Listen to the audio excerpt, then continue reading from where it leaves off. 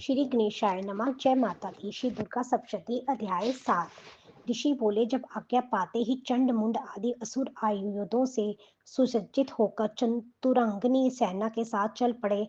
वहां पहुंचकर उन्होंने देखा कि हिमालय की ऊंची स्वर्ण की चोटी पर सिंह पर देवी बैठी है और मंद मंद हंस रही है। इस प्रकार उसे देखकर पकड़ने की चेष्टा करने लगे। किसी ने धनुष चढ़ा चढ़ा लिया, किसी ने तलवार संभाल ली एवं कितने एक देवी जी के पास पहुंच गए। तब अंबिका जी उन शत्रुओं के प्रति क्रोध में आ गई। उस समय क्रोध के कारण उनका मुख काला हो गया। देवी के माथे पर कुटिल होकर बोहें तन गई। तब भयानक मुख वाली काली देवी तलवार तथा पाश लिए प्रकट हो गई। उस समय अद्भुत सा खटवांग धारण किया हुआ था।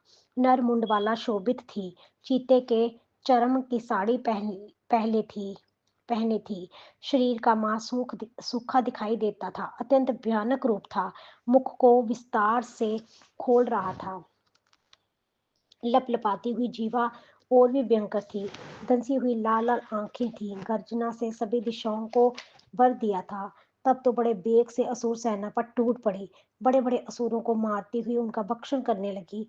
उन पार्श्व राक्षसों को, अकुंशाधारियों को, महावत तथा योद्धाओं को, गंटों के साथ कितने हाथियों को एक ही हाथ से पकड़कर मुंह में डालने लगी। वैसे ही योद्धाओं को, घोड़ों के साथ रथों को और सारथियों को भी मुंह में डाल डालकर अत्यंत भयानक रूप से दांतों से चबाती जाती थी। किसी के केश पकड़ लेती तो किसी के गर्दन दबा डालती, किसी को पैरों से दबोच देती तो किसी को छाती से धकेल कर मार गिराती। असुरों के द्वारा छोड़े हुए अस्त्र शस्त्रों को मुंह से पकड़ती हुई और दांतों से पीसती जाती। काली जी ने इस प्रकार बलवान दुरात्मा असुरों की वह सेना कुचल डाली। उस देवी ने तलवार से क्षण भर में असुरों की वह सारी सेना मार गिरा दी। ये देखकर चंड उस भयानक काल की ओर दौड़ा। इधर महासुर मुंड ने भी महाभयंकर बाणों की वर्षा से एक सहस्त्र चलाए हुए चक्रों द्वारा उस भयानक आंखों वाली देवी को ढांप दिया। वह अनेकों चक्र देवी के मुख में प्रवेश करते हुए इस प्रकार दिखाई देने लगे, जैसे बहुतों में सूर्य बिंब बादलों के पेट में समाते जा रहे हो। तब तो जिसके भयानक मुंह के भीतर जिनका देख सकना भी कठिन था, ऐसे दांतों के प्रकाश से दमकती हुई अत्यंत क्रोध में आकर भयानक गर्जना करती हुई वह काली भीषण अट्टहास करने लगी। हाँ हाँ कार करती हुई बहुत बड़ी तलवार लेकर देवी चंड पर कूद पड़ी। उसे बालों से पकड़कर उसी तलवार से जट चंड का सिर काट दिया। तब चंड को इस प्रकार मरा हुआ देखकर मुंड देवी की ओर दौड़ा।